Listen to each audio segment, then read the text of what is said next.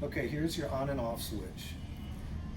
You click it on, which is halfway up. You've got your heat range from no heat to 3-star heat. You have your power from 1, 2, 3. You have your cool button up front, which you can see, and it actually goes cooler than the air outside. Actually, it is very cool. It's very I cool. can feel it. Now, a lot of stylists complain that they always are shutting their dryer off with their thumb. You can lock it into your place. Now nothing will shut it off. You can hit every button, it's not going to shut off. Okay? Cool. Now, cleaning, I'm not going to take, this back comes off.